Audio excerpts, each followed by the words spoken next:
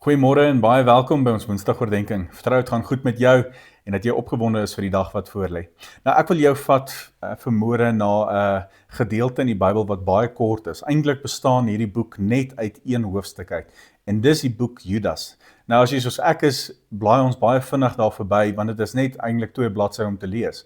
Maar dit is so 'n belangrike boek want hierdie boek dek eintlik 2 areas. Eerstens, hy spreek eintlik 'n bekommernis uit, hy spreek 'n waarskuwing uit, dat 'n mens nie moet afwyk van die waarheid af nie. En dan tweedens, gee hy eintlik 'n oproep op die kerk, op my en jou lewe, om onveranderd te bly in 'n veranderde wêreld. Want jy sien, een ding is baie seker, ons bly in 'n wêreld, of ons leef in 'n tyd, wat alles konsekwent verander.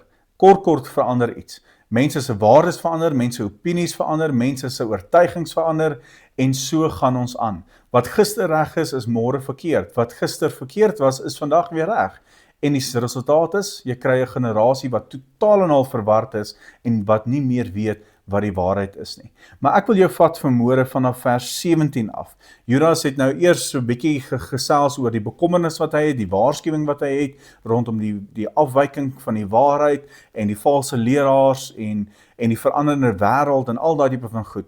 Maar in vers 17 verander sy toon so bietjie anderste, en gesels hy met my en jou direk, oor hoe ek en jy staande kan bly in 'n tyd van verandering.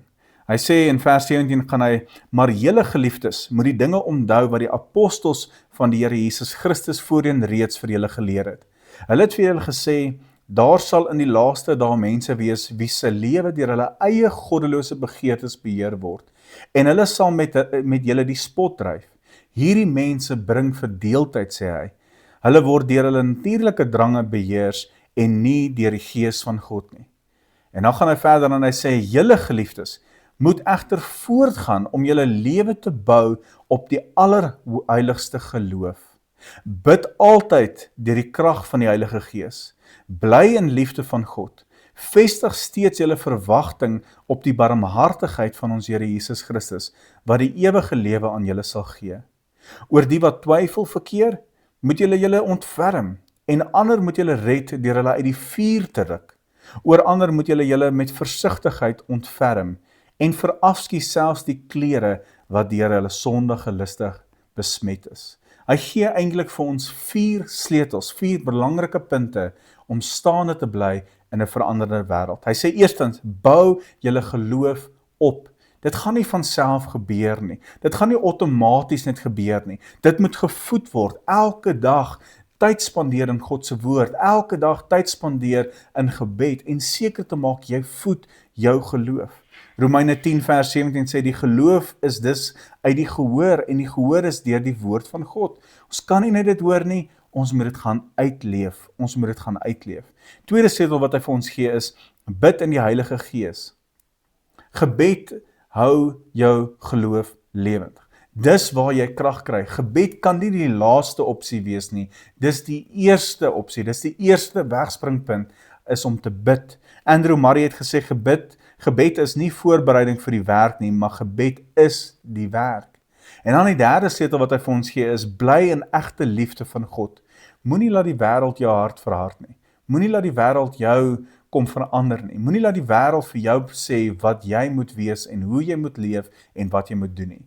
Bly by die waarheid, bly by die woord van God, maak seker jy is in die wil van God. Johannes 15 vers 9 sê, soos die Vader my lief het, het ek julle ook lief. Julle moet in my liefde bly. Hierdie is nie die oppervlakkige liefde wat die wêreld ken nie. Hierdie is die volmaakte liefde en die heilige liefde wat ons net van die Vader afkry. En dan vierdens gee vir ons 'n sleutel wat sê, ontferm julle oor ander.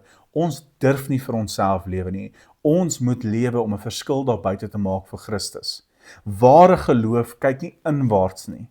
Dit red die wat in twyfel is, dit bemoedig die wat struikel is, en bid vir die wat verdwaal het. As die wêreld verander, bly die roeping presies dieselfde. Hy sê ons moet lief hê, ons moet help, en ons moet herstel. Hy sê nie verniet in die woord dat julle is die sout van hierdie aarde, julle is die lig van hierdie wêreld. Ek en jy moet gaan skyn waar ook al ons gaan. So mag hierdie 4 setels wat Judas vir ons gee, mag dit jou motiveer en jou bemoedig om staande te bly wanneer die wêreld om ons verander.